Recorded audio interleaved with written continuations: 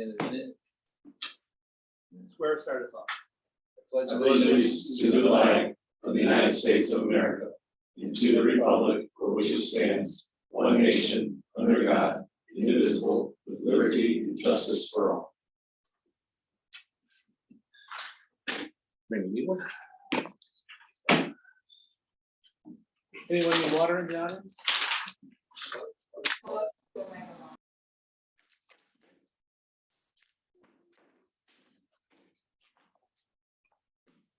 Oh, better now. Yeah. All set? President Gillis. I am present. Secretary Saps. Not here. Treasurer Excuse me. Hammond. Here. Trustee Simpson. Here. Trustee Saylor absent as well. Also present Chief Evans, Deputy Chief Ermer, and Attorney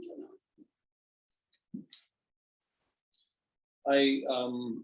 We need an approval of the minutes for the regular session of 2:15 and 2:22. Motion to approve of the minutes. And I will second that motion. All in favor? Aye. Opposed? We need an approval for the minutes of the executive session of 2:15:22. Want that one too? Motion. Got it? Yep, second. All in favor? Aye. Any opposed? Okay. Public comment. Thank you for showing up. We appreciate you. Yes, hello, public. I hate to sound so commercial when I say that, but because they say it at work all the time, and you know they're just, but you know where the smoke's going. But no, but thank you. Yes, sir. How Just are like to you? make it good. How you doing? Great. Just like to make a public comment. I see that on the agenda, you got a lot of things coming up here that need public support, and in doing my search for the agenda for tonight's meeting, I found out that Winfield, Iowa's police department's part-time is in Winfield, Indiana, which I didn't even know existed. Yes, as Winfield, Kansas, I knew existed. I didn't find that one. Winfield, Missouri, there too. A search, I mean, to find the agenda, you have to find your Facebook page, and you got to click on another link, and then you got to get there. It's difficult. And I think if we got to get the information out to the public, I think we need to make, encourage you to make it a little bit easier for a search to be done on, because it's hard. We get phone calls all the time for Winfield, Missouri, Winfield, Kansas. Oh, yeah? All the time. You send the trucks out? You say we'll be right there? They want to complain about whatever ordinance they've got going on, or if there's something going on the street, it's not making any sense. And Should we go to them to pass our referendum? maybe. The one I got it also is I got the village of Winfield. Yeah. Which then you get the police and fire commission board, which you only find out about police. Correct. Right. Yep. Just, No, appreciate No, it's that. great feedback. Absolutely great feedback. To piggyback on that, I know you have a new website host. You might want to ask them to clarify their SEO, search engine optimization, to help Google connect people with the right thing. Right? SEO engine. SEO, search engine optimization. If you have any questions about that, just ask me, Rob, and I'll be happy. You're an expert on SEO. That would be the term to bring up to your website host. Yeah. Right, okay. We did, like you said, we did that, but no, it's of all times, this is the most important. Yep. Thank you. Any other comment? And there We will be will- opportunity. Right, later we as well. will, after we pay the bills on our agenda, we're gonna have some other options for some public comment. Write that in.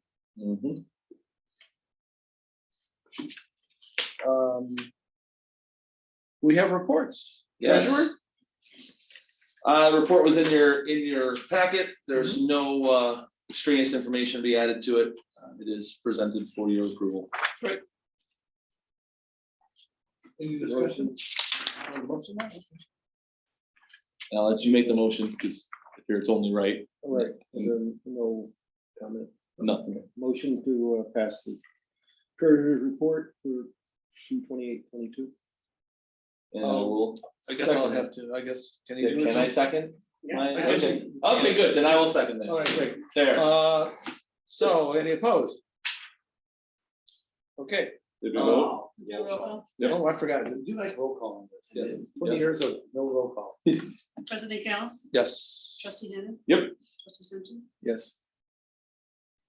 All right. We have the chief's report.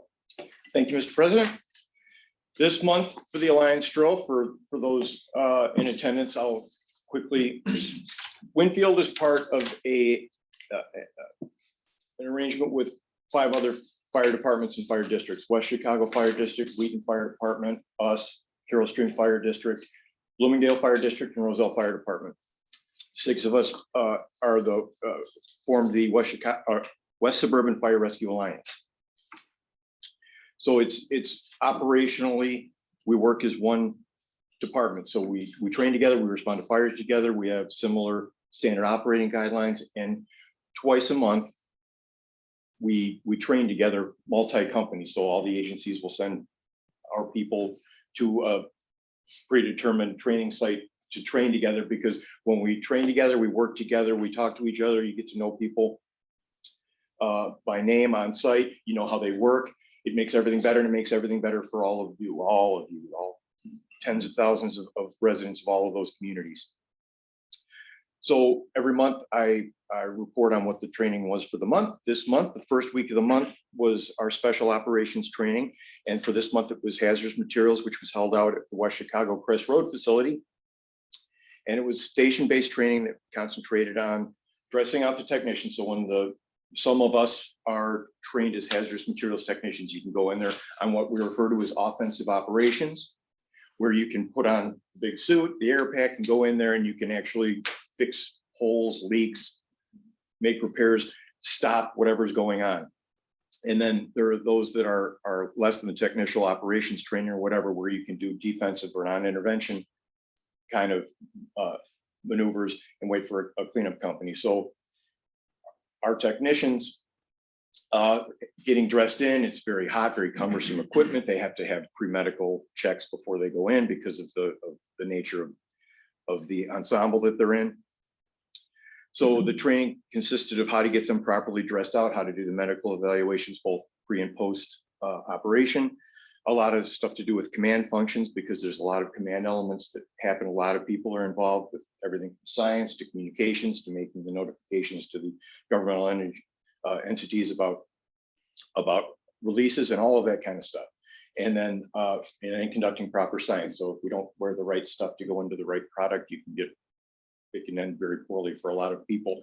So doing all of the proper science. So all of that stuff was what we drilled on this month. Excellent training hosted by one of the Wheaton lieutenants. He did an exceptional job, as did the support staff for that.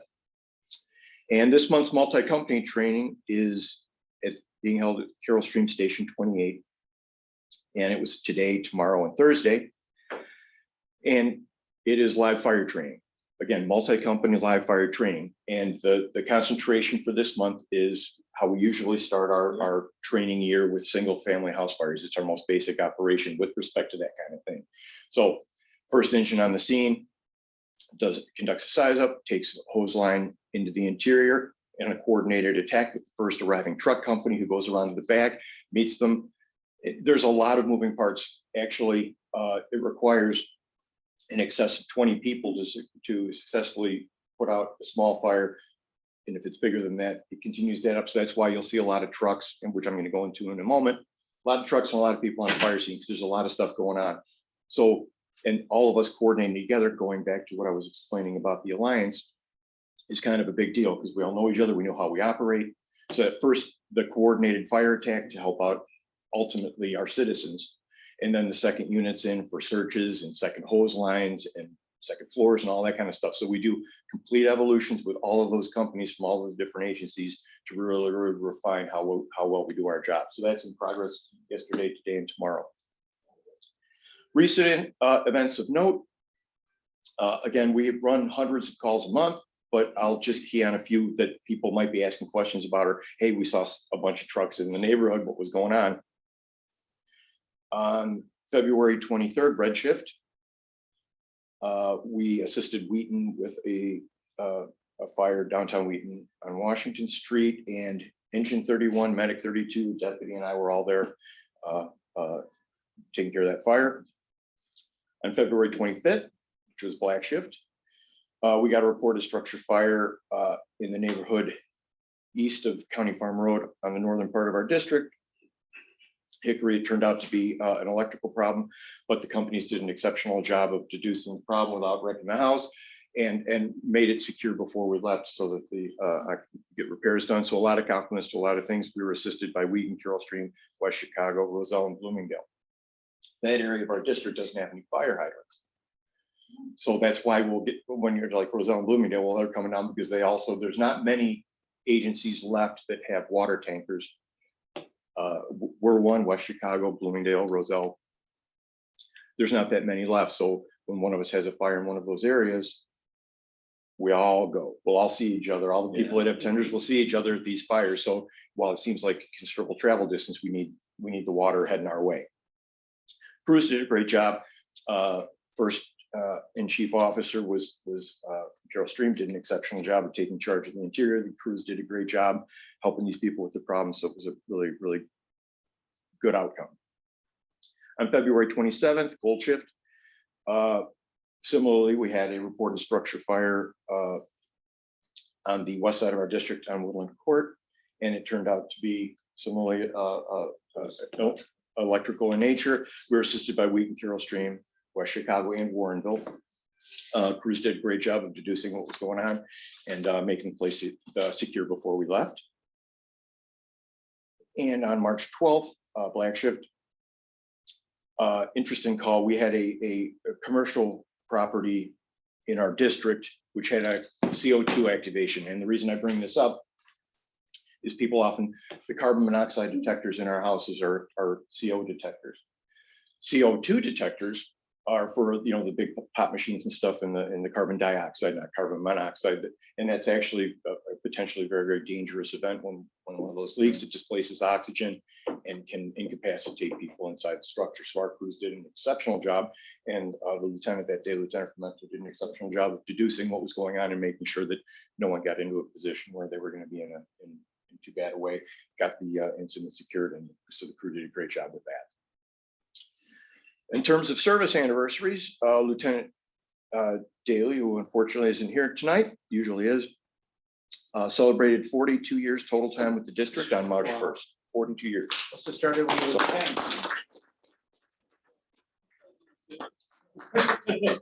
10. Greg Whitney and Tom Maish, two of our part-time members, both celebrated their third anniversary with the district on February 27th.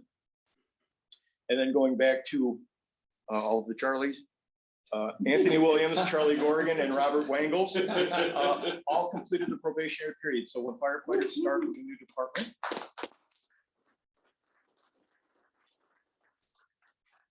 their first year is called the probationary year, so that if it's just not working out, regular. And then after that first year, they're off probation, then they're full-fledged members of the department. They change from the orange helmet shield. So you can see them from the other side of a fire scene. Yeah. The orange helmet shield, so you know they're candidates, so we look out for them and that kind of thing. And so they get the full-fledged firefighter shield. So when they get their silver shield, they're just on their own? Or? Yeah, that's exactly it. So now it's up to them to train the new people. See ya. Thank you, man. Stay safe. And special thanks to Local 5024.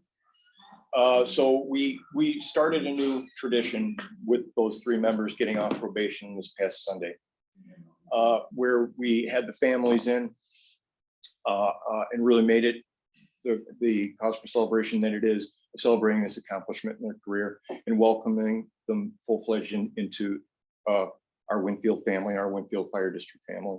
And it was a very nice event, and compliments to and leadership to Local 5024 for making that happen. It was a really, really nice event. And I'll interrupt you for a moment. I'd just like to personally thank you. I think it was a fantastic idea.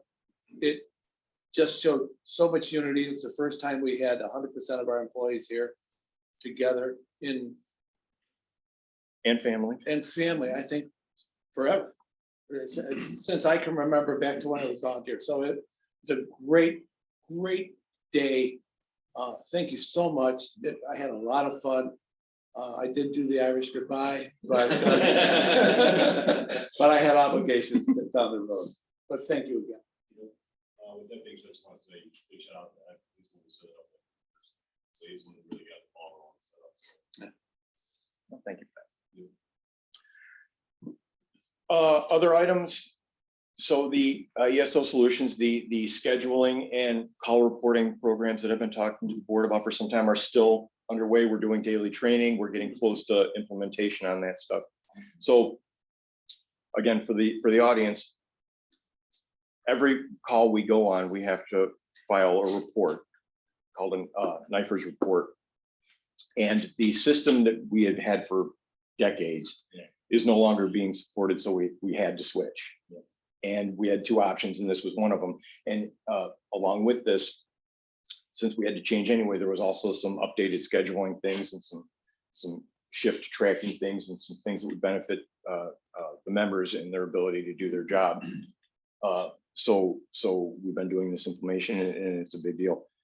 And along with that, we're also doing, commensurate with that, another thing called Flow MSP. So basically, this Flow MSP program, you get dispatched.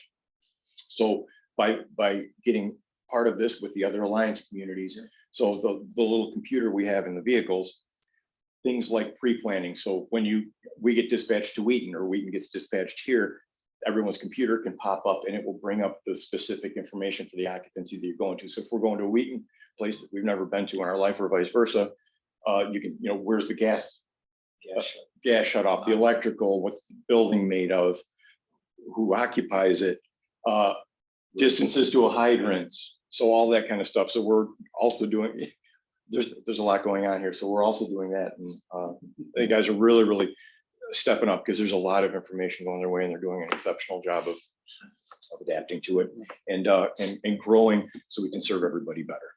Anything to add on it? You're leading it. No,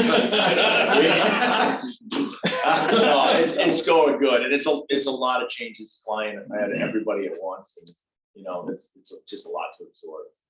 We're moving right on through it really well, so that's coming along really good.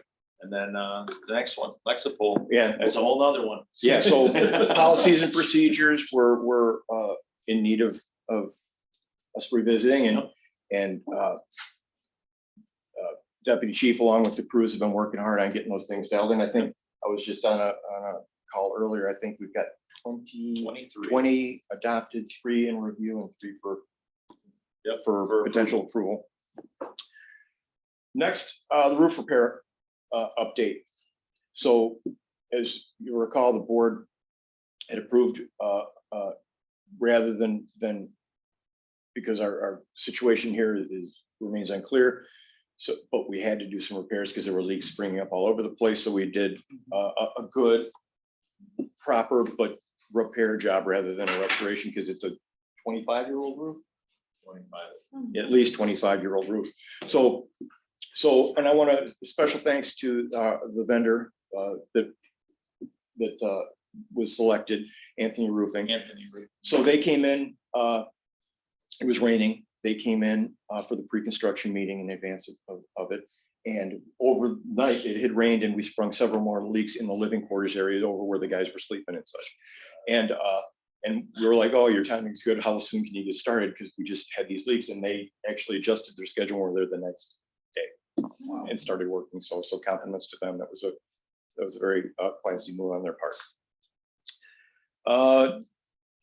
So the new fire engine, Lieutenant Fermento, Firefighter Burke, and I made a trip to Ohio to the factories and to do a pre-construction meeting, which resulted in a little bit of cost savings and some improvements, things that got missed through the process.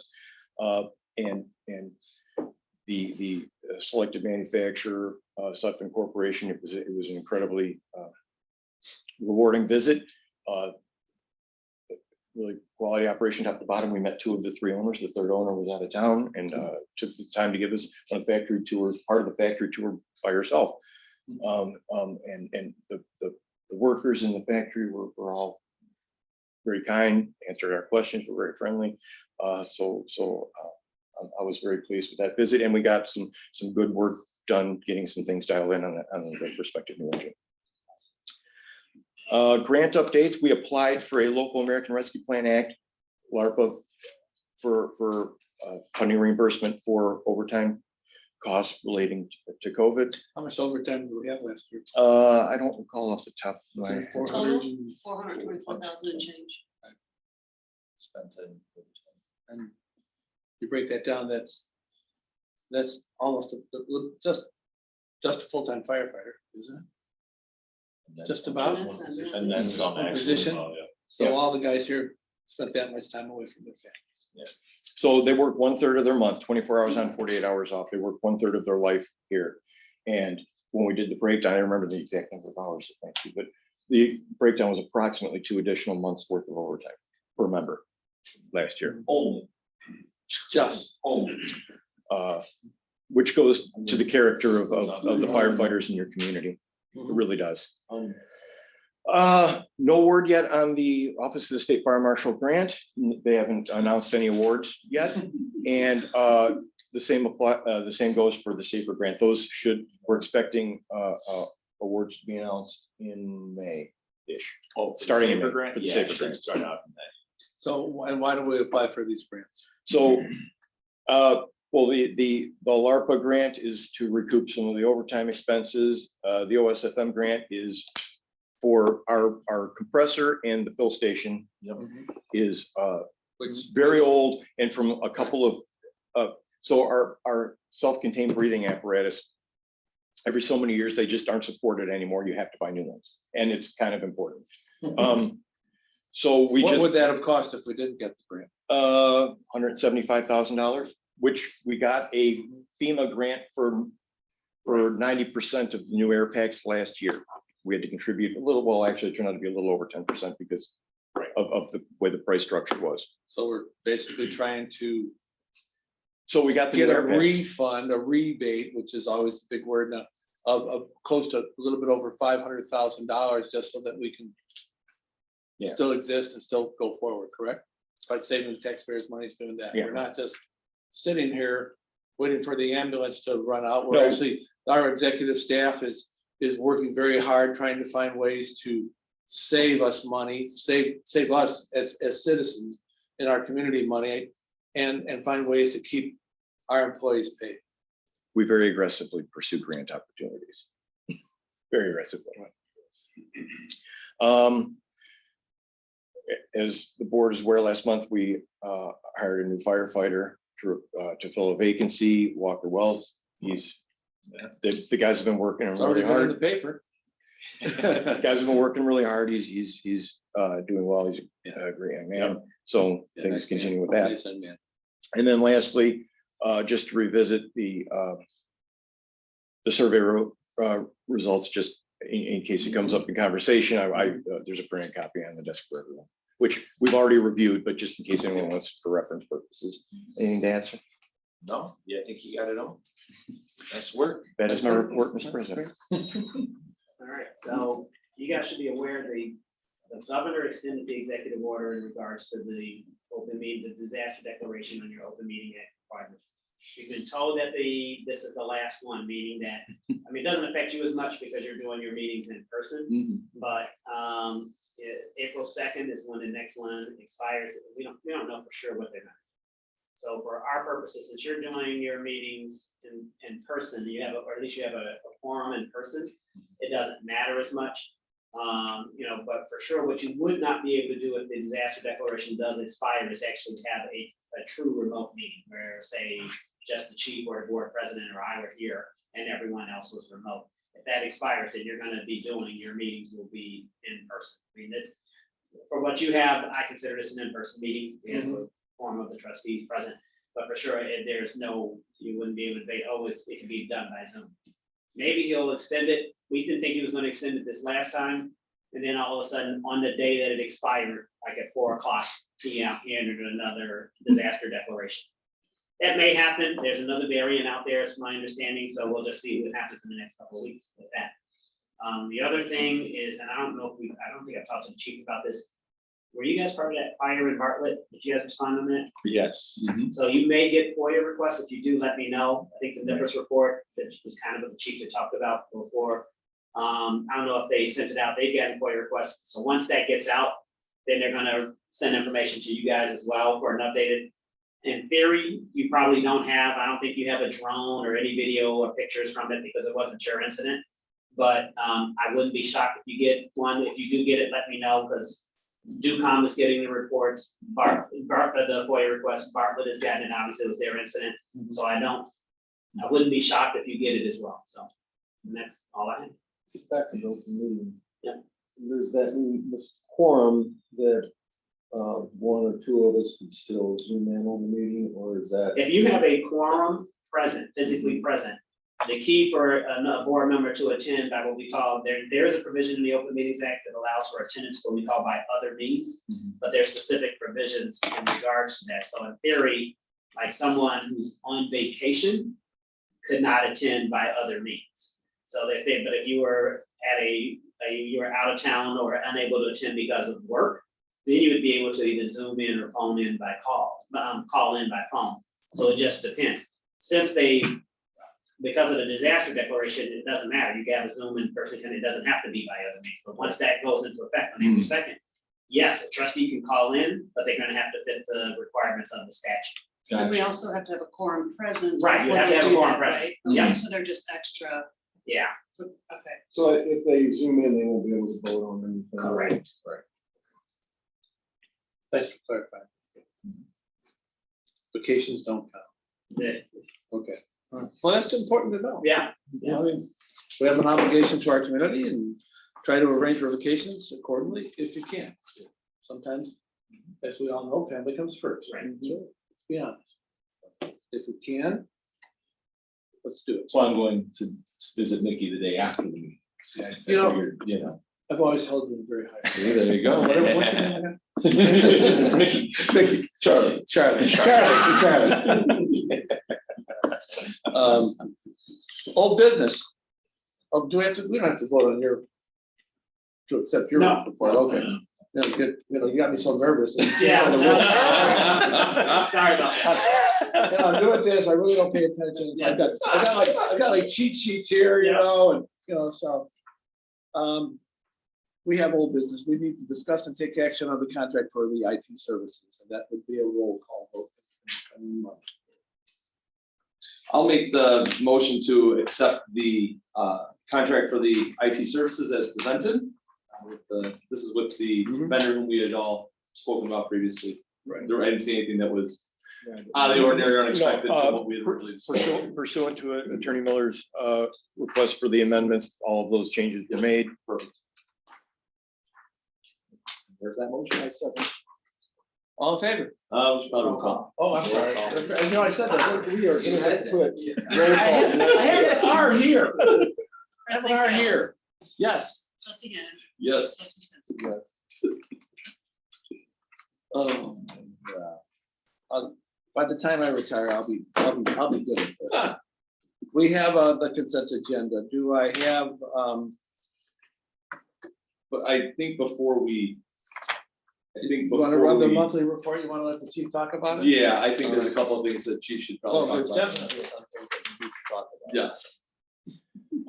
So under that, the thank you letter from Bartlett for that incident. For the fire that we're gonna get. And more importantly, much more importantly, firefighter Andrew Martin, everyone.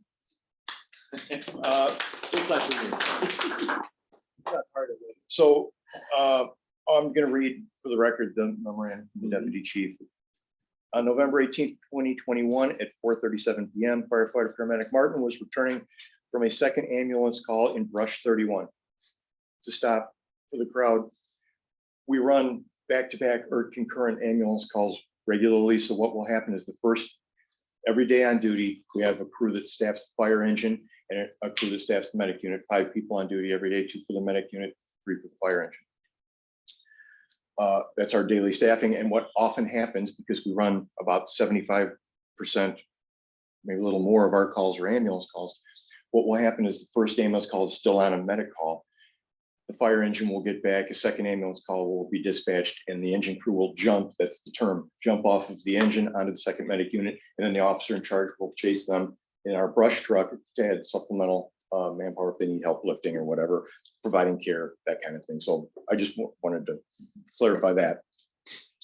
So responded in brush 31 as the acting shift commander. As medic 31 remained on the scene of the previous call to finish paperwork while returning, firefighter paramedic Martin heard honking in the intersection of Winfield and Roosevelt Roads and noticed a car eastbound on Roosevelt stopped in the intersection blocking the southbound lane of Winfield Road. Firefighter paramedic Martin pulled his vehicle up to the intersection in a position to protect the stalled vehicle from southbound traffic and called for PD to respond to the scene. He got out and began to recognize a possible medical emergency. That driver was not responding appropriately. While calling for additional assistance, fire and ambulance, firefighter paramedic Martin could be heard over the radio giving the driver instruction to put his vehicle in park before the vehicle inadvertently rolled across traffic on Winfield Road during rush hour. Medic 31 and Medic 32 both heard the request for help and immediately responded to assist, while Tower 38 from Wheaton was also dispatched. Medic 31 arrived on the scene, pulled around the other side of the vehicle, positioned the ambulance to prevent the car from rolling into the intersection further. Firefighter paramedic Martin then instructed firefighter paramedic Armstrong, who's also on duty, to break the rear window of the car and not to hit the occupant with excessive local glass, gain access and put the car in park. The car was secured and Medic 31 and Medic 32 tended the medical emergency of the driver. The entire crew responded quickly and appropriately. Firefighter paramedic Martin, to his credit, recognized the dangerous situation, took multiple simultaneous steps that contribute to a positive outcome for the driver and the other citizens unknowingly driving through that intersection. For his quick and safe actions, I am recommending a letter of commendation be presented to firefighter paramedic Martin and be placed in his file.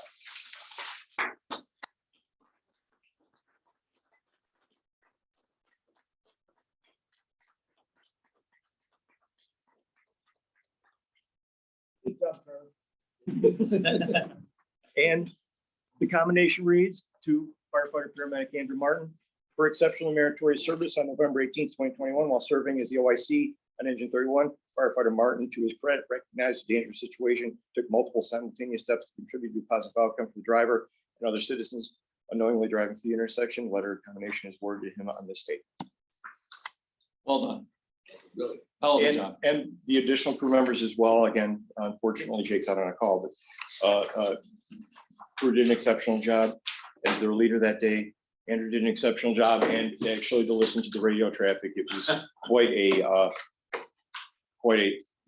for us Came to mind rescue more than quite a chaotic scene. Quite a chaotic scene. And by the way, that comment right there is part and parcel to the character of all of our guys. It wasn't him, they came to help. All our guys share that same type of mentality, and that's why we've got the best around. It's just that. I'm saving a lot of money for them to lose the radio. I would definitely scream. I just want to say one thing. Here's the thing that impressed me is that they don't train you for this. We go to get trained for fires, we get trained for all these things. And he's just minding his own business, driving back, non-emergency to the scene, and all of a sudden this presents himself. So we made a lot of decisions. You just don't, and that's just good intuition. Yeah. Good credit. Yeah. Good job. The guys who hired him probably did a really good job too, right, George? I would think that when you did a fabulous job. You Yeah, too. Me too. Yeah. Absolutely. I would, thank you. We do need a motion, however, to accept the consent. One other thing just to mention on here, as we always should, regarding the monthly run report, we are now twice as many. So we ran year to date. Oh, we're about 70 calls over last year's total already, which of course, as we all know, last year was a 75 is banner year. So we've been rolling high there. One other thing that I think is worth noting is for maybe the first time in a really long time, we actually gave as much mutual aid as we received. That doesn't happen too often, but there were a lot of big calls in other communities. But that being said, we still relied on our neighbors 22 times this month to come and help. And some of that's for the really big calls when everybody and their mother gets called. And some of that's because we've got 2 vehicles already out on a call and that third call comes in, because it's rare that it's 1 call at a time. It's usually 2 or 3 or 4. So just you guys continue to do a great job on all that. I was on 3 earlier. So now I will make the motion to approve the consent. okay. Second, please. It was seconded. All in favor? Aye. Any Who seconded? Well, who else is here? You are. Well, am I allowed to second my own agendas, my own motions? Okay, well, good, I'll just start talking up a little bit more. Do whatever you want, Georgia. Yeah, well, Whoa, hold I on. have very limited powers. Like the queen, I'm like the queen, the 97-year-old person that says that. So, new business. Review and adopt the tentative budget. As submitted with the cover memo, so there were a few things, as I noted in the memo, with respect to the additional full-time employees, because part-time staffing for us and everyone else continues to be a severe challenge. So we're shifting that model out of necessity. Dispatch fees have been increasing, obviously, as we all know, a lot of fees are increasing. The gas prices went up. So we joined a program, the Ground Emergency Medical Transport Program. It's a state program for cost recoupment of medical calls that are Medicaid, Medicare qualifying calls. We opted in, elected into that program, and because of backlogs downstate, essentially the additional monies received by entering this program for cost recoupment for those, 50% of those funds go back to the state of Illinois on a periodic basis. We've been in contact with the state, recently been in contact with the state, and we have yet to receive a bill. So there's a fairly substantial outstanding balance that is awaiting us, that is budgeted for, but so that's part of it. Because it's going to be quite a bit of money, because quite a bit of our transports are Medicare and Medicaid patients. Billing maintenance continues to be a thing. The SCBA maintenance, we're budgeting in anticipation that we don't get that OSFM grant, because we need to fill the bottles when they're empty, because we're fighting fires. Fuel oil going up, medical supplies going up. We have to update our EKG monitors. So we're starting to do an implementation process with those in this budget. A new ambulance, because an ambulance typically has about an 8-year life cycle in our area, running the kind of call volumes that our area runs. And we're actually, I mentioned it a little bit ago, with the one engine and one ambulance, we actually are amongst the busier agencies in the county, actually, believe it or not. For the amount of staffing we have. So for the two companies we have, we're right there at the top of call activity. And so let's talk about those ambulances. So we have an ambulance that we can't answer the call until we hit the start button, because sometimes it won't start. Yeah. So, and then our backup ambulance, when we run it, catches on fire. So there's about an 8-year life cycle for the ambulances. One of the one that actually just left is a 2005, and the one that's still parked is a 2010. We have had some serious mechanical issues with the one that's parked, so it's newer, but it's in back because we've had a lot of problems with it, and we have no reserve ambulance. So we respond in both of them routinely. So the goal is to get to a point where they're to stabilize certainly that element of our fleet, our entire fleet, but certainly that element of our fleet, which is the ask for the ambulance in this coming year, to start working on that, so we can have a dedicated reserve and have an updated fleet. And an increase in educational for the members.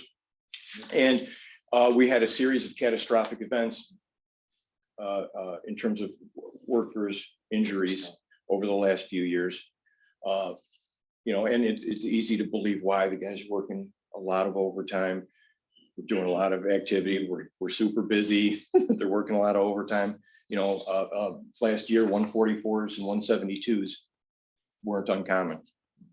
Straight 144, 172 straight hours of work. So some guys broke down, and that has impacted our workers' comp carrier, which is, it's not inexpensive to insure people that run into a burning building for a living. So Right. our prices have gone up, and that's also placed into the budget. Any other questions? I'd be happy to answer them. I just hope that we put enough in the fuel and oil. Yeah. Yeah. Well, it's coming down. Well, It's coming down. I suppose that's something we have to actually adopt, right? No. We have to So- roll call. No, No? no. So for the tentative budget, all the statute requires is that you have a tentative budget on hand more than 30 days prior to the adoption of the actual budget.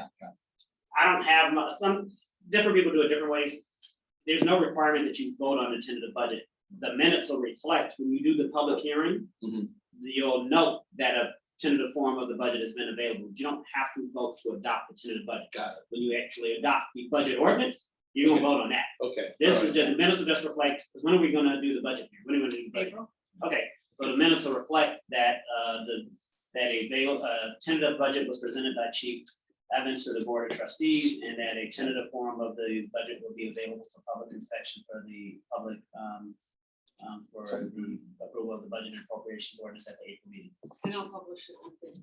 Okay, you'll do the notice and everything?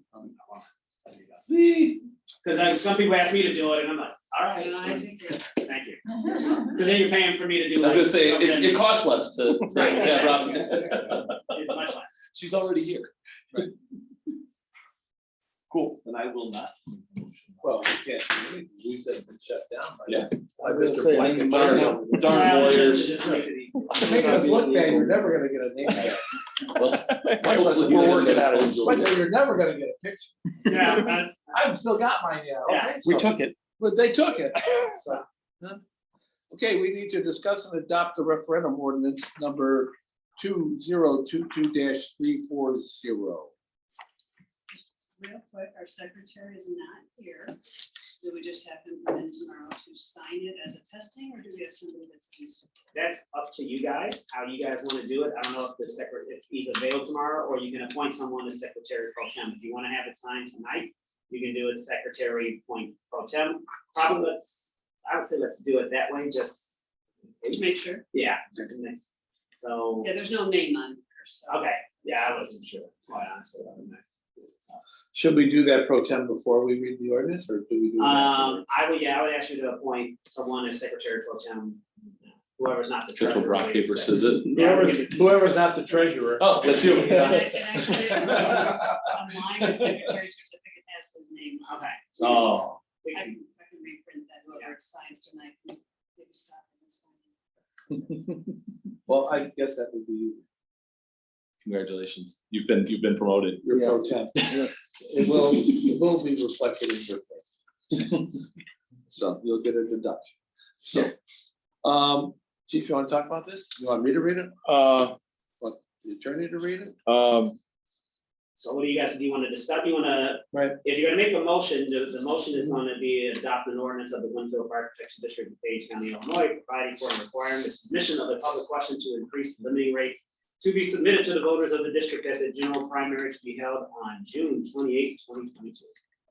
And I don't know if you, that's the motion. Mhm. If someone, if you want to do the motion first and then discussion, or do you want to discuss it then do the motion? It doesn't matter. There's Robert's rules. I make a motion on that, as said. And then, And I will second. and are we all in favor? Well, Now now, we you discuss.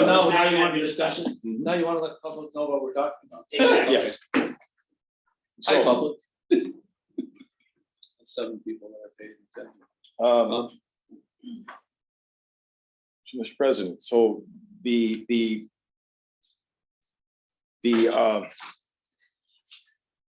People in request- the room will get to turn around and the see a little request- presentation. the request is, You'd like?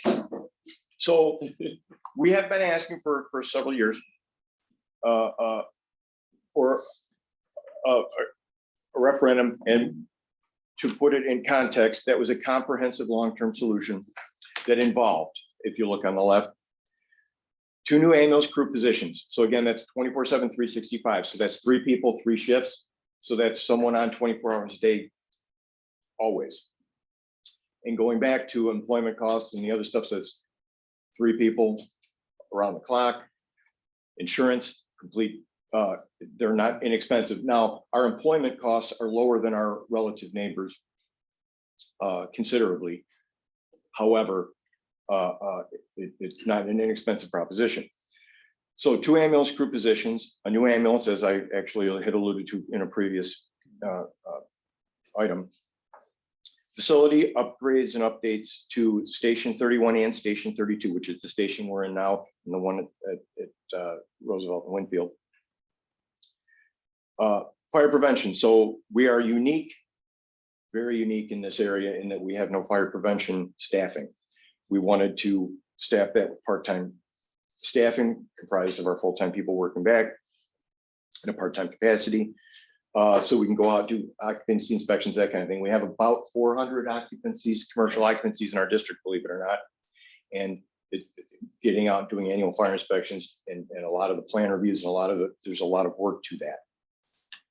So these were the things we'd asked for previously. Open the Southside Station, update for the fire and EMS fleets, add one additional firefighter stationed at that Southside Station, so we would ultimately have 3 people there stationed around the clock, because if a fire call came in, they could respond in a fire apparatus. If an EMS call came in, they could respond in a medic unit. So that third person would be to complete that jump crew, as I mentioned earlier, jump company concept, to start building into the strategic plan and the vehicle replacement plan, the acquisition of a ladder truck, because obviously if you look around, 2 big hospitals in our fire protection district, big hospital, there's a big apartment building, and you can just, so if you look around, there's truly a justification by ISO standards, by NFPA standards, by just look around. The fact that we don't have a ladder truck and our neighbors come to us virtually, if not literally daily, if not multiple times with their big ladder trucks. So that's an issue. And then we're in year 4 of a 5-year grant awarded to us by Northwestern Medicine for $450,000 a year. That is not a guaranteed revenue stream. It could go away. We don't anticipate it, but it could potentially. We didn't want to try and make payroll on it. And that So- was a 20+ year plan that was proposed on the previous referendums.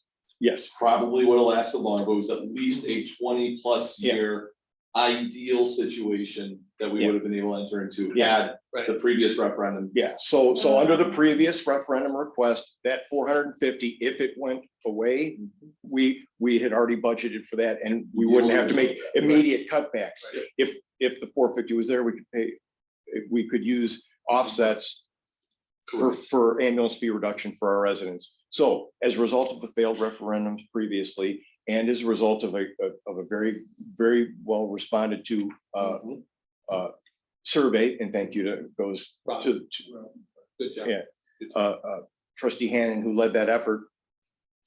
We listened to our public. We listened very hard to our public. We went back to the drawing board to try and, there are things we need. We need more people to respond to more calls, which are happening.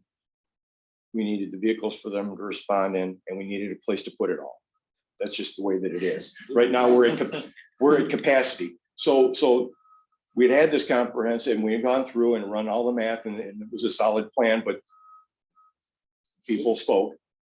So we still have those 3 strategic needs regardless. We still need more people to respond to more calls and stuff for them to respond in, and a place to put it all. Which brings us to this request, which is 2 ambulance crew positions, so just a medic crew. So essentially what we're asking for is to add a medic crew. That's it, nothing else. Add the medic crew, the new ambulance, so that we have 3 ambulances, so that one, we have a reserve, so when one of these 2 that respond virtually, if not daily, both of them are out, to be able to have a dedicated reserve. And the engine crew can still jump off of that, the fire engine, to take in 3rd ambulance calls, which happen more often than people might think. So to have true 3 ambulances as opposed to the 2. And then facility upgrades and updates. What's going away is Fire Prevention Bureau. We'll still just do our best to make it happen. Opening the Southside Station, because 2 facilities was always going to be more expensive. I am well on record that I believed in that being the comprehensive solution, but it's expensive, and people spoke. So in an effort to listening to our public and the overwhelming amount of respondents were, you got to find a way to do this for less. And this is what that plan is. We're amending downward the fire engine and fleet upgrades. We're going to concentrate our fleet upgrades on the medic side of things. We're getting away with that third person for that jump company. Doing away with the ladder truck for the time being, and then the ambulance fees, because we're going to start relying on that $450,000 from Northwestern Medicine. That was how we arrived at the number that we're proposing for this updated referendum request. How will the money be spent? The previous plan was comprehensive and it was involved because there was a lot of moving parts. Doing construction in 2 stations, updating the fleet, expanding a full jump company, the Fire Prevention Bureau. There were a lot of moving parts and that created some confusion. We recognize that. This has simply 4 elements and 4 elements only. And those are that. And just to make sure that we're very, very clear, we are not paying a medic $415,000, but that is the cost to employ a medic. For a medic here, 24/7, 365. Correct. A medic position. Yeah, So which that's is, actually 3 medics. Correct. yeah. And again, relatively speaking, compared to our neighbors to the north, east, and west, our employment cost of employee is comparatively low. And a lot of that goes back to the cost associated with it, healthcare insurance, workers' compensation insurance. Again, insuring people that run into burning buildings for a living is not cheap. So simply 4 items. First medic position, second medic position, putting money into our vehicle replacement schedules to get the ambulance on a regular rotation of replacement so that we don't have to have the experience, the dilemmas that we have in our current fleet, specific to the medic units, and then B&I for facility upgrades, which would involve a new station on County Farm Road, because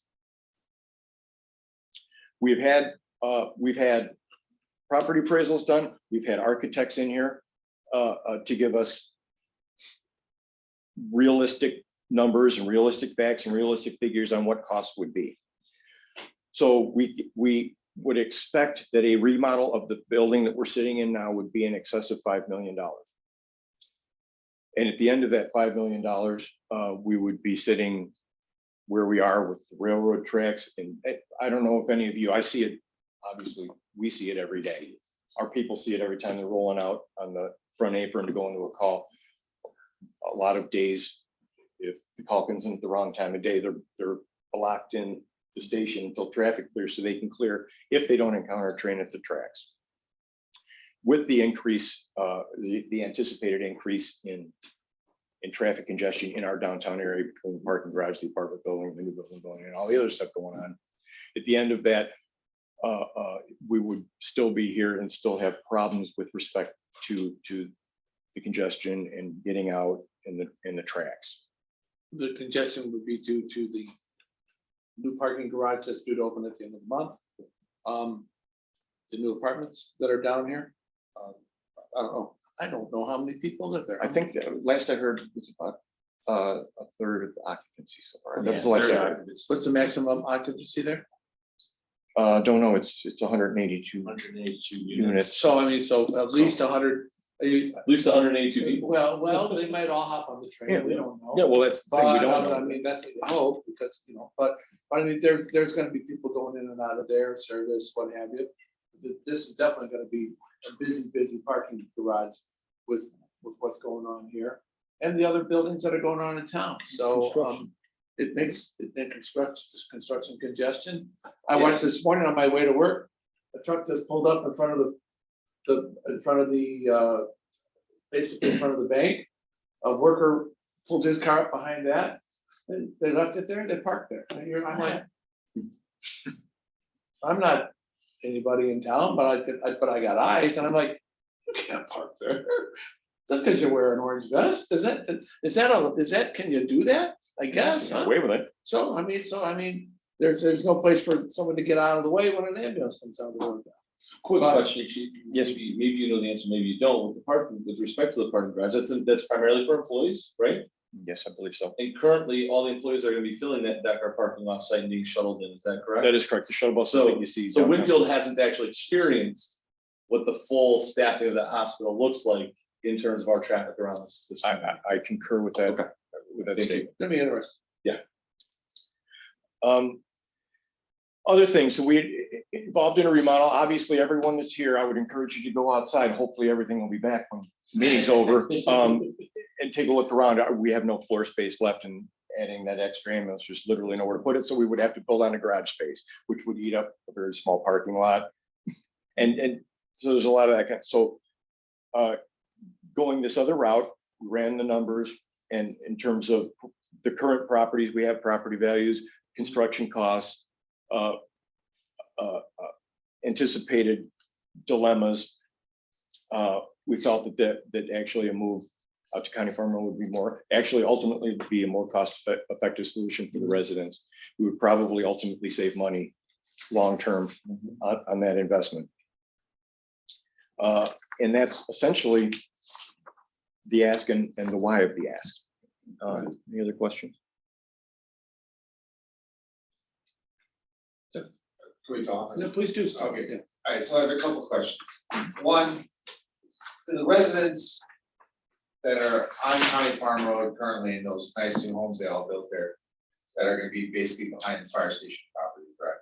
Mhm. Do they know that property is owned by the fire station and could be possibly built on? Do they know that buying those homes? Couldn't tell you, I don't think anybody in this room could tell you what they were told when they bought those. I homes. know, but I can tell you that the site map said possible future home of the Winfield Fire Protection. It did. And then the ownership record would show that the fire district owns them. Oh, no, I So understand. yeah, but. But what they were told by what the they were told- realtors, I it'll would never expect it. happen. I'm just trying to see some potential, blowback here from, Yeah. one, if I was a resident that bought, probably $500,000 house, I don't know what the cost of the house is. But they have a new fire station built in front of it that's gonna have, we get a lot of calls, so that there's, ambulances and noise going off in the middle of the night, if they would, if there's any kind of zoning issue there already with whatever it's gotta be, is that zone commercial? Or It's zoned for either a fire station or a 4 single-family detached houses. That's how it's zoned specifically. If you look, if the zoning map, it's specifically zoned for one of those two. Okay, good, so that's, so we don't have to worry about provision. We're for that. zoned. No, we're good there. But these are potential voters for this proposition, right? Right. So, we're gonna get blowback from that, knowing that, are you guys gonna advertise that, we're gonna build a new station if this goes through, or?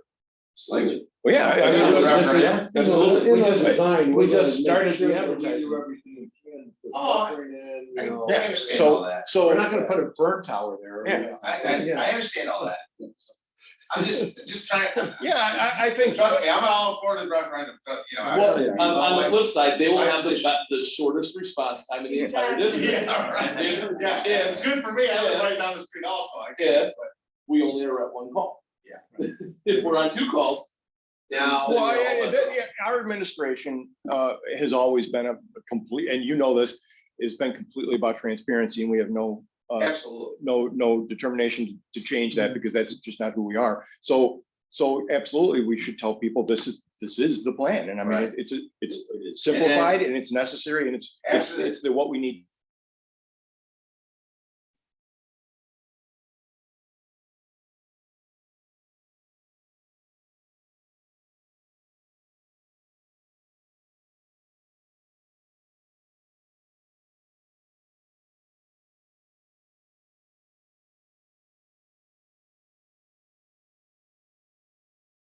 We asked, why no? What do you want? What's important to you? I mean. And then is This this is the station, answer. if the new station's built, is this station Fire still open safety. for? Their safety is 30 important in the future. Yes, Their sir. house could be to the hospital, but they don't want some of the other stuff. So we listened, and we're trying to respond to all the people that, gave us the feedback, please. Can I, yeah, on the survey, I'm not aware of the contents. Did the people say they would prefer a new station on county phone? Is that what came through? Hang on 1 second. Hang on 1 second here. So there were a couple of different questions that pertain to that specifically. What do you feel is the most important issue facing the Winfield Fire Protection District? There was a number of options as well as they fill it in. And one of the most common answers was being able to respond efficiently to all areas within the fire district, which leads to that. Another one was having reliable apparatus, fire trucks, ambulances, etc., which leads to the passage of the referendum to be able to get the ambulances and the fire trucks to actually roll down the road. And then the third one was finances. So the top three answers. And all of those issues are addressed by passing a referendum at the rate at which it's requested and moving forward with a new facility that provides for greater stability with the building and the infrastructure of the district. So you have. So yeah, You Yep. have your permission. so. Yeah. And then there was a lot of all of the aboves and things like that too. But The board and staff have worked a lot to really be sensitive to the wants, needs, and communications and input from our community, people we serve. And this is what we arrived at based on. I have one more question. Yeah. What was the ratio of the numbers of people who responded to the survey and the number of voters that voted? in the that referendum? I don't have that in my head anymore. It was 100 and get the columns of numbers. Hold on. It was 179 responses because the top one's the filters. It was 179 responses. We are in a district that has 30,000 residents, of which there's 9,000 registered voters. You probably know better than I do. 8,500, somewhere in that actual registered voters within the district. We requested if they could figure out on the map of the district where they live. The bulk of the respondents were people that lived within kind of the heart of the village of Winfield. There's obviously fewer responses the further out you go because they get their information from different places than like it was advertised to the school. It was advertised to these different groups as much as we could get the notice out there. But yeah, All that stuff. So if I remember correctly, the referendum the last couple times passed pretty overwhelmingly with the people right around here. Mhm. But it went down with people in Yep. our neighborhood and the periphery. correct. And so the survey was done mostly with people. in- Well, the survey was open to everybody. Unfortunately, the Right, people seeking right. it out, Because they were- don't care. exactly, which is inevitably one of the big issues we have. Because the folks who have said no religiously in the outer areas of the district tend to feel that they either don't need us because they have better coverage from a neighboring town, or they don't realize the extent of the delay to save them if something happens.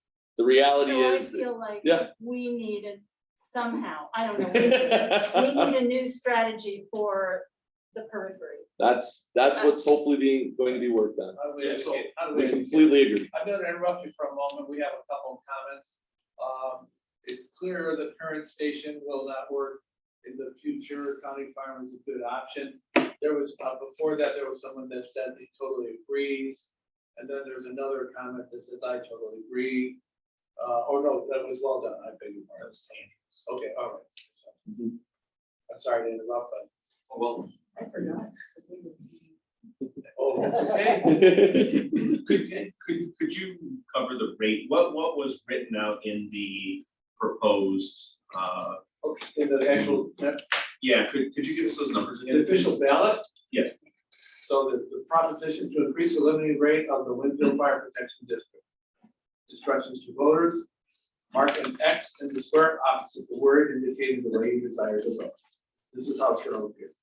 Shall the limiting rate under the property tax extension limitation law for the Winfield Fire Protection District, DuPage County, Illinois, be increased by an additional amount equal to 0.1770% above the limiting rate for fire protection and ambulances purposes for levy year 2020 and be equal to 0.5325% of the equalized assessed value of the taxable property therein for levy year 2022.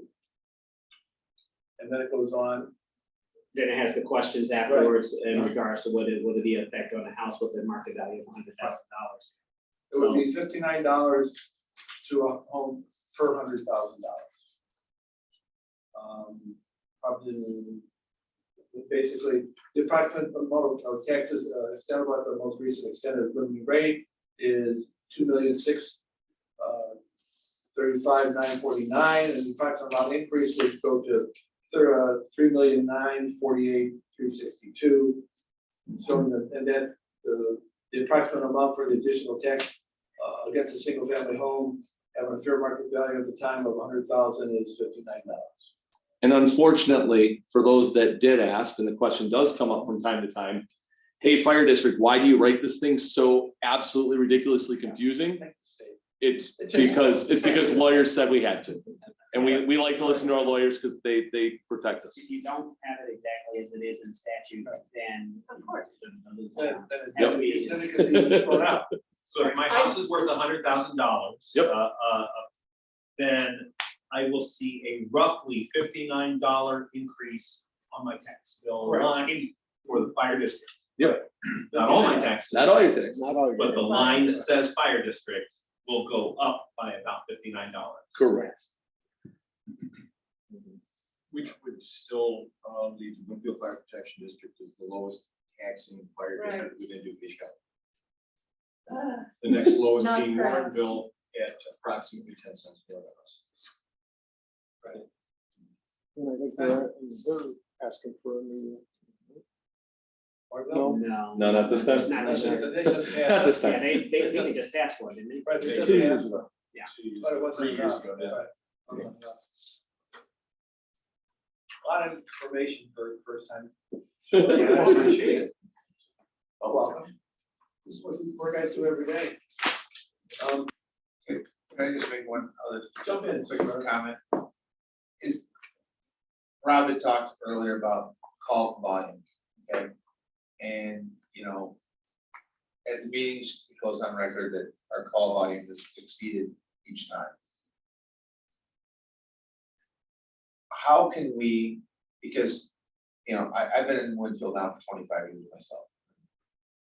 I'm around town a lot, I get a lot of feedback from people.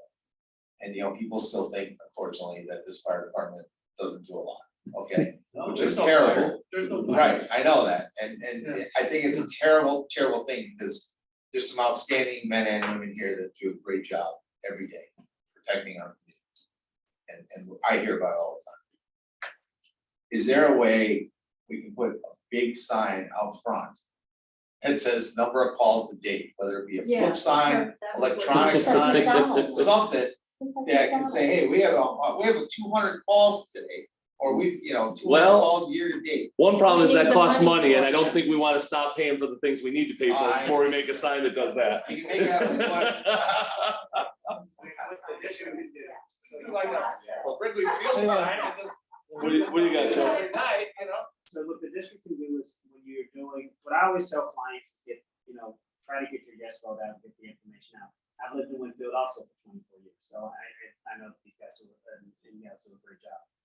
But what, you know, in the information packet, you can't tell people to vote yes. That's called, you know, you can't do that. But the information that you hand out can have the information on the increase in calls. And that can, you know, illustrate that you're, if you look, you're going back from when the district first ran a referendum, I want to say that was probably like 17 years ago, maybe not. No. I've been here 31 years, and it was probably my first year here. Okay. Yeah, it was yeah. my, I was on the- Is it- I was on my probation. That's what you year, said, the it's first been one. Yeah. 30 years, Yeah. in my driveway, you said it's been 30 years Yeah. since. My- we my had a No, probation- that's what the 28 past, years, but my when you- third- when you my- first started my asking again. probation It's when- never passed. Oh, okay, because I remember one year it failed by 6 votes. I Yep. remember that. Yeah, it's so close. Yeah, Think so, your vote doesn't matter. yeah, just, you know, the Yeah, so key is PTO get that information out there. PTO was adopted in 1981. Yeah, I Yeah. would say. So since PTO was adopted, We've we've never got, had, we've got kind of like, yeah, which would put you in the far minority, that's amazing. yeah. But yeah, that information sheet should have. Well, maybe we can find a creative way to do it. Put it on the Facebook page. right? Yes. Number one. Karen has a stand up. Okay. Hi, everyone. I just wanted to say that I was heavily involved in the last referendum. Talked to a lot of my neighbors and even further out. I live in the Woods of Cantigny area, have been here since 2016, and have been in DuPage County my entire life. The three things that I heard the last time the referendum was out was A, we have agreements with other fire districts, and if Winfield can't handle it, the other ones will. I also heard that one of the richest healthcare conglomerates in the United States is in the middle of Winfield, let them pay for it. And the third one I heard, which really kind of seemed to be the biggest one, and this was from my neighbors and some other people, voters on this, was there seems to be a perception that the Winfield Fire Protection District is sitting on a pile of money somewhere. And I know that's not true. I think everybody here knows that's not true. I've had some very detailed discussions with Chief Evans, but I think that word needs to get out. And I don't know her name, but as the young lady on the floor there said, that I think it's the further out areas that we need to get those messages out, because the referendum is needed without question. And I think this new proposed referendum is a great start, because I think the amount of the previous referendum turned a lot of people off. And I appreciate those comments greatly. And Darren, I think you hit it on the nail there with the last thing you said, because that was one of the biggest negatives, I guess negative may not be the wrong word, but one of the biggest comments that was kind of echoed throughout the survey was just, it wasn't that necessarily people didn't want to help, it's that the ask was too much. And so we really tried to dial in, where we could trim and refine the request to take into account that feedback, that people felt that it was too much money for such a small, relatively speaking, district. And that is how we came up with this. We actually reviewed 4 or 5 different plans, anything from asking for the same number again to asking for simply 10 cents at a time. And we could do the 10 cent at a time thing, and it probably passed once, and we would have literally nothing more to show for it. We wouldn't be able to do a single thing that would benefit the district, except for say that we passed a referendum finally. And so we really, as a board, took the time to consider these various options and opportunities and determine what we felt was the most meaningful amount of things we could do and the cost associated to do it. Based on feedback. Yep, and All based on entirely based on the feedback that we did Based on the receive. community feedback that was. So, And I really appreciate your support last time around, and I hope we can count on it this time around, sir. thank you. Thank you. Oh, without question. One other thing, am I allowed to Just keep talking. say that? Let me see that. Yeah, look at the very bottom line. So I'm gonna address, let me address this third point, so, Misinformation. yeah, so you know, for governmental entities, and that's what I do. I've been a governmental lawyer for now, I graduated from law school in 1994, and that's, so whatever, almost 30 years. In Illinois, what we have is what we call tax rate objections. Which is different from what you guys see when you challenge the value of your house. That's called an assessment appeal. Okay. So in Illinois, we have, and in DuPage County, we have them in Cook County. I do the tax rate objection for our house, for our firm. You can't have more than 2 times the amount of funds that you need. We call that an excess accumulation of funds. So for example, now there's You mean a taxing body a cannot. taxing body cannot have more than 2 times the amount of funds needed. And for their purposes, we call that an excess accumulation of funds. So for example, let's say that you need $2 million, or you're budgeted and you're spending $2 million out of your corporate fund. You have a corporate fund, you have an ambulance fund, usually have a tort liability fund, you may have IMRF, things like that. Each is considered a fund. Fund is a specific term of art. If you have $5 million in your corporate fund, but you're only spending $2 million, well, that is an excess accumulation of funds. And you get what we call a tax rate objection, saying that you have too much money, and there's the specific attorney who I'm good friends with, because I do the tax rate objections for all of our clients, and obviously Winfield is a newer client, but I do the tax rate objection for all of the fire districts as our firm versus the ones that are getting the objections in DuPage County. This district has never gotten a tax rate objection as far as I can tell. Okay, so the idea that you have this, and even though I've only been working with you guys for a few months, I get the list of the tax rate objections. So if Winfield has one, I'd have to. I didn't see one when I last checked, and I don't think you guys have gotten one. I don't recall you guys being on the list, because quite honestly, the tax rate objector, he knows that I do a lot of the districts. He would say, "Hey, Joe, do you have Winfield Fire District?" And he's never asked me that question. So you've never had that Stockpile. this stash of extra money. Yeah. Now, the idea that one of the plans is to build a station. Well, now that is a reason. If you have a capital improvement plan, because you're not going to go from wanting to do a renovation for $5 million or a new construction for $6 million, that's going to take time. So you are allowed to start, if you have a plan, to start reserving money. We call it capital reserves. But this idea that the district is having this stockpile of money is that's just not the truth.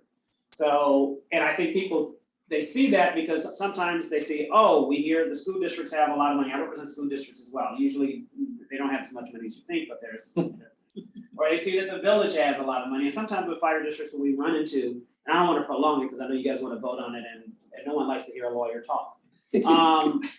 But Or pay for it. yeah. Luckily, I do. But this idea that you have this stockpile of money, I think they hear things about, oh, maybe a town, a village has that, whereas as a fire district, you are not what we call a municipal department. You are not associated with the village of Winfield as far as being funded in their taxes. And that's why, for fire districts, these referendums are really huge, because a village, when they're supporting their, when they support their municipal fire department, they have sales tax, they have other things other revenues that they use. For a fire protection district, you have 2 main revenue streams. You have your real estate taxes and your ambulance billing. Okay. Now with the GEMT, because the feds are kind of telling you how much your call costs, that has helped out a lot of the districts, because it's kind of shown that, for years people are like, there's no way a call costs that much money. Well, the feds they have an analysis, and they've told you this is how much your calls cost, and most of the districts are charging that now. So, and now you have proof if someone asks, oh, how much does the call cost? Well, here's what the feds say our calls cost. But for a fire district, you don't have any other stream of revenue. So that the idea that you guys have never passed a referendum is kind of, I moved here in 1998. So, I didn't know about your history from 91 to 98. I know you hadn't improved one since 98 on, because I've been here and haven't done that. So it is a little bit, it's a little concerning because that puts you definitely in a rough spot because that's how you get your money. And, the salaries, what I can tell you of this is probably your two biggest expenditures are salaries and health insurance. Maybe there's something else I'm missing. I can promise you that salaries have never decreased in the last, whenever. Maybe I'm wrong, but I'm willing to bet money that, that your employees, that you've given your employees a raise every year. The other thing is that there have been a couple of years that I've seen insurance for some fire districts go, flat or maybe a slight decrease. But for the most part, you're looking at a minimum of a 7-8% increase because of what we call Sahara. Because you probably have under that, they can't give you a 30% increase without doing a prior notice. So you probably never had like that type of an increase because you have Sahara protection. But your costs are definitely expanding more because you are limited under what we call PTAL, which is the Property Tax Extension Limitation Law. That you're not going more than essentially almost 5, or you're not going more than the CPIU in your new growth. Now, next year, the CPIU actually is the most it's ever been, but that's still not even enough to get you what you need. But for some years, like last year, I think the CPIU was 1.4, right, Robin, was it 1.4? Yeah. So you were getting with maybe minimal new growth, the most increase you were getting was 2%. Well, more than likely, the salaries and your health insurance increased to combined by like 9 to 10%. So there's if you do the math, if one is going up this far and the other one is going up this far, well, if this is the revenue side and this is the expenditure side, then you're going into that. So that's it in regards to, because I want to say that in regards to the side that you got this stash of money you're sitting on, you don't. I mean, I can tell you just from without even looking at your books, and I actually have the figure in front of me, you're not sitting on the stash of cash. That's absolutely. And Joe, our auditor said that when they do our audit, because tax money is considered pretty much guaranteed funds coming in, they take the first half of next year's anticipated revenue and include it in our cash on hand at the end of the audit.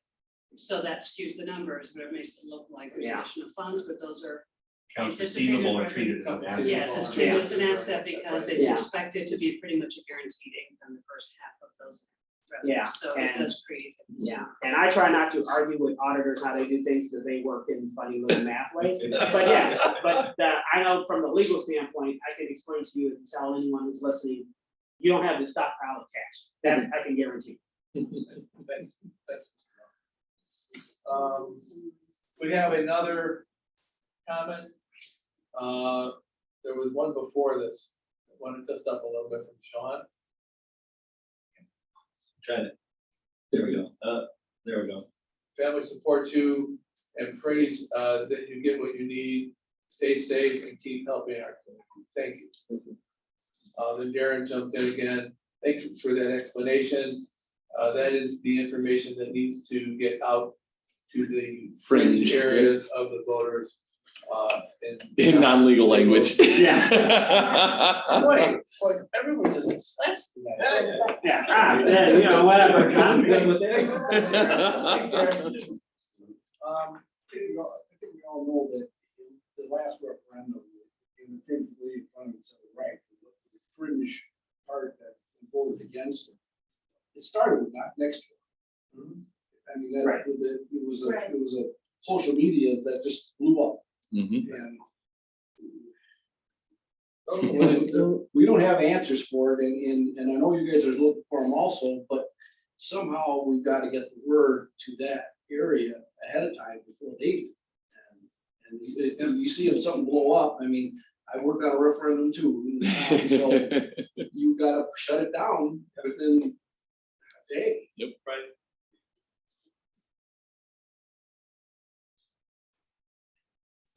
Have we exhausted this? I think so. Okay, all right. And the motion has already been made and seconded. Roll call vote.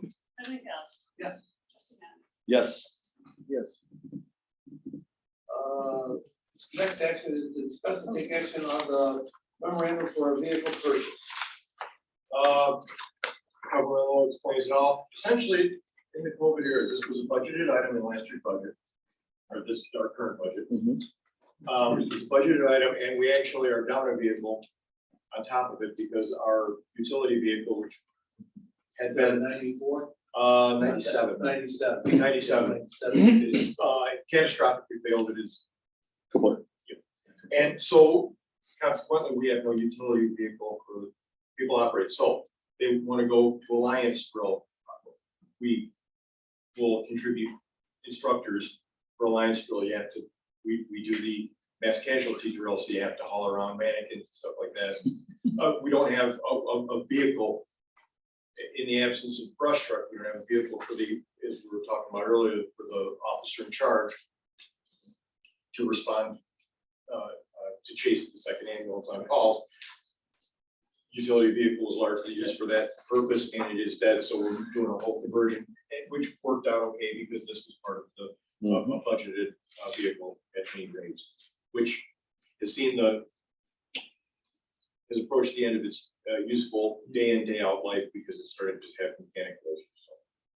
But it will be fine as a non-daily drive. Yes. So,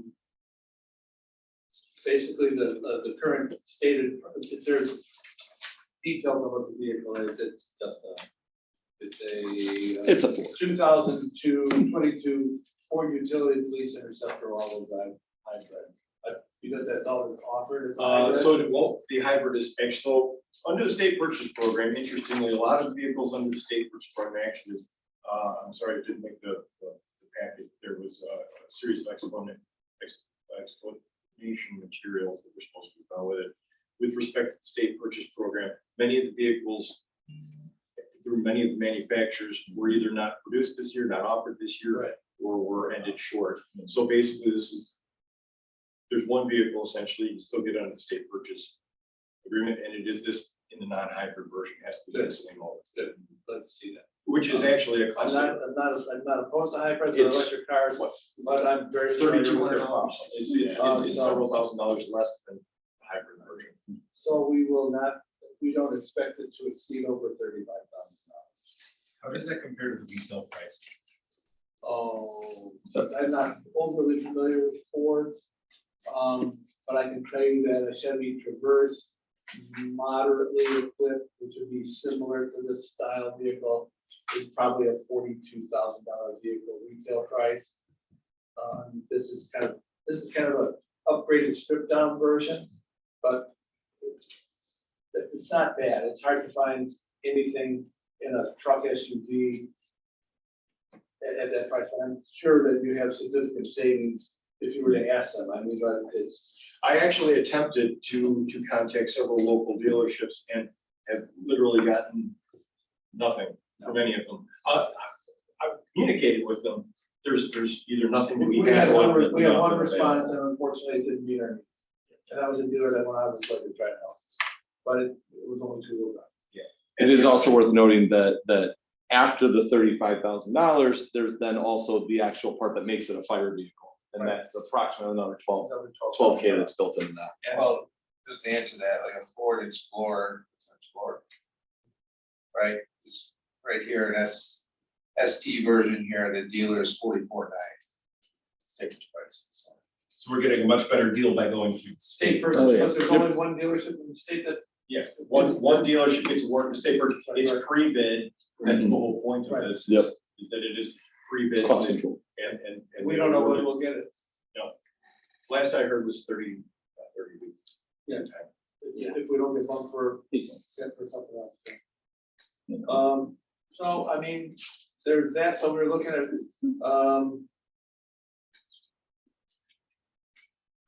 All right, we're so looking at roughly $47,000, not to exceed $47,000, is that correct? With the additional upgrade that it takes to make a standard vehicle, a command vehicle. and the potential for any extended warranty. Right, which is probably another possibly $4,000. I'll make the motion to approve the I think it's roll call. memo on the purchase of a new command vehicle in a value not to exceed $35,000 with an additional estimated cost of $12,000 in light package communications and radio upgrades, and the potential additional cost of an extended warranty should we choose to do so. Second. All in favor? Roll call. You even asked. Yeah, You even asked. Said it above time. Man. I'm gonna get good at this. What a default. Yes. Trustee Ham. Yes. Yes. Hit it, Troy. Okay, good. Review and approve standard operating procedures. As I had mentioned previously, the deputy chief recently, way more so than me, is working on getting all these knocked out. So compliments to him for that. And compliments, again, going back to 5024, we've worked out an internal policy where they did a look to review it and actually go through and catch things. Just make sure we're all working together. So we continue Which is that. great, by the way. Which, so again, going back to the fact of our workers' comp insurance carrier is IRMA, which is a co-op. Kind of an intergovernmental agreement-y thing. And we are in probationary status with them because of the injuries we had previously. So a big part of this, on top of the fact that it's just better and to modernize our fire district, is also the fact that a lot of this stuff helps get us out of that probationary status with them. So hard work and effort. And yet again, these things are professionally done and look great. So Yeah. I continue to say Very thank you very much for all the work on that, because it's very good. Well, So I need a motion, please. motion that we accept the new revised policies, 1032, 1033, and 1035. I will second that. All in favor? All right. You didn't have to do a roll call. No. See? Any opposed? Didn't have to, I got one right. Okay, then we have what's called a surplus list disposition. Odds and ends that are around here that are collecting dust or are no longer functional. Because they actually belong to you, we have to have we really need to have an approval to get rid of them or to sell them. We have two items, the stair chip striker, the stair chair. Is that the chair that someone's upstairs that kind of walks down the stairs? Okay. The wheels flip, and then a computer tower. How old is that computer tower? Years. Okay. Those are two things that we're gonna either dispose. One, the stair chair we may donate. Other than that, there's nothing else on the list. One quick request, Robin, now that we have a new IT provider, probably have them do the wipe on it if it hasn't already been done, just so that way it's all clear and done, Good idea. We've got a contract with the guy now, let's put him to work. Can we What about tomorrow? Can we expound on our donation, why we donate?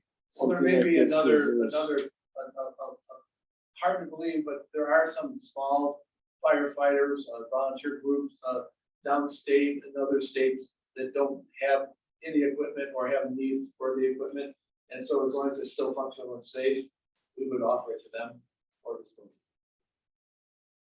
And a lot of these departments that are being hit by By- inclement weather. Yeah. So, Things like. We've had some, Air yep. packs, air packs. We're doing EMS supplies, but the stair chair in question, no longer supported by manufacturer. No longer a warranty. We've used it thousands of times. It's just breaks again. There's nothing we can do about it. So be a little bit proactive because it's something, it's a device we use every day. And then use the old one and then someone needs to use out of it in a place where they run a few calls a year instead of a few thousand. And good for everyone. Right. So that's a roll call. No one made a motion yet. I will make the motion. Oh, okay. Make the motion to approve the surplus equipment disposal and donate list as provided. second, Trustee Gals. Trustee Hammond. Yep. Trustee- yes. Okay, we need to pay the bills. I will make the motion that we pay the bills. It is a grand total this month of $71,246.94, covering everything from vehicle parts to legal fees, pest control, and water. So I second that motion. Thank you, and Robin? Trustee House? Yes. Trustee Young? Yep. Trustee Simpson? Yes. We have often open up a public comment if anyone, I appreciate the way that everyone's jumped in. I like that when people just jump in and say what they have. I don't always like to wait for the end because sometimes we forget what we were talking about. But if there's any more public comment either here or in our viewing audience, please, you're more than welcome. Luke Allen, I am a resident, but also the chair of the referendum committee. And I would just like to say that although I am the chair of the referendum committee, I cannot hold the rope alone. And it's going to take hard work to get this across the finish line. This is a very low voter turnout election coming up at the end of June. It's the last Tuesday of June. And this is a state primary. A lot of people don't get animated and excited about who the potential governor candidates are. Not even just the governor election, but the candidates for governor election. So we don't have high turnout at this election. And we only lost by about 200 votes in the last election. We've narrowed the gap significantly. We've grown our base of people aware of the fire district's challenges, but we're going to need all of your help. Like we're going to need people knocking on doors, setting up driveway events, and making calls and getting out the vote. You've got to get the enlistment of every person you know in the community to get them to show up and actually arrive at a poll and vote, or vote by mail, which opens in May. So I'd just like to share that I can't do this alone. I'm always seeking ideas for strategies, definitely to reach out to the neighbor, this is a public awareness campaign. This is an informational campaign. I would encourage the trustees to do a communication to the voters directly, in addition to the work that we do.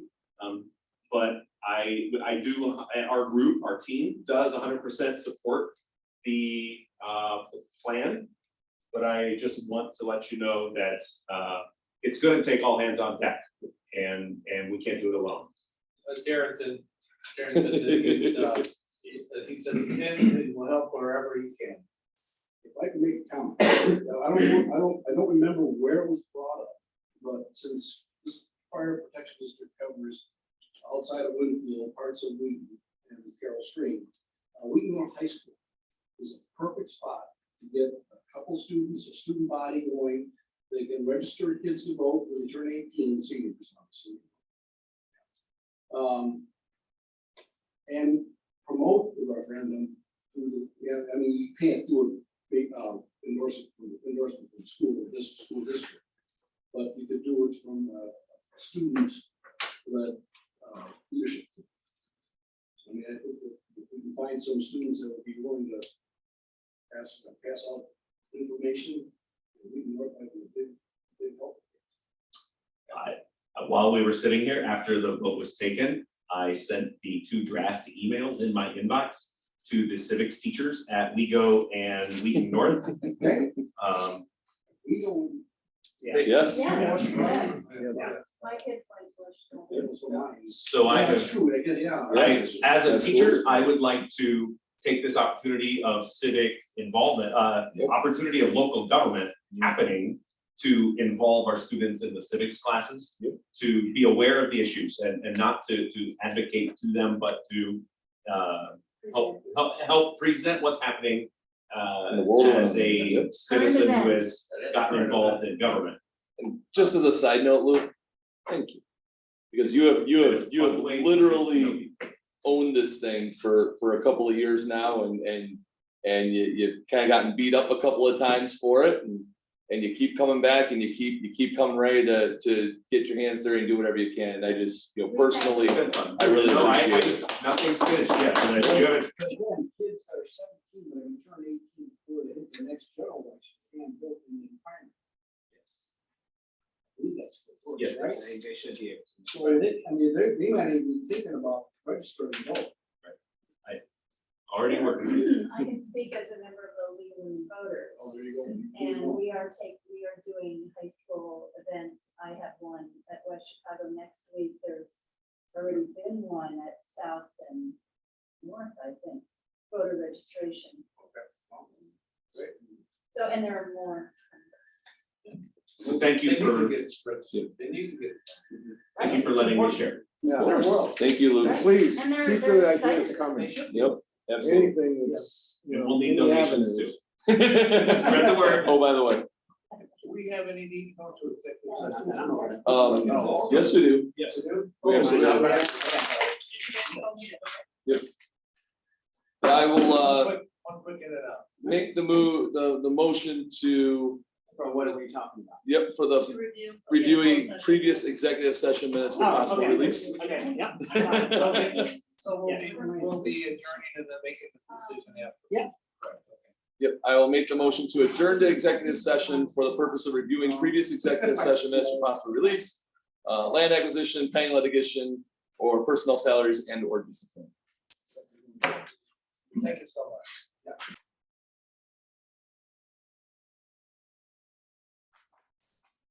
All right, We are back in you get to session go. and we need a motion. I will make a motion to, for the release of executive session minutes from the following dates: March 3rd, 2008, July 15th, 2008, October 4th, 2012, October 16, 2012, January 19, 2016, February 20, 2018, April 17th, 2018, June 19th, 2018, July 24th, 2018, May 21st, 2019, July 16th, 2019, August 20th, 2019, September 17, 2019, October 15, 2019, November 19th, 2019, and December 17th, 2019. I second that motion. All in favor? I Any opposed? Motion carries. move to adjourn. I second that motion. All in favor? Aye. Aye. Any opposed? Thank you for your attendance. Thanks, everybody.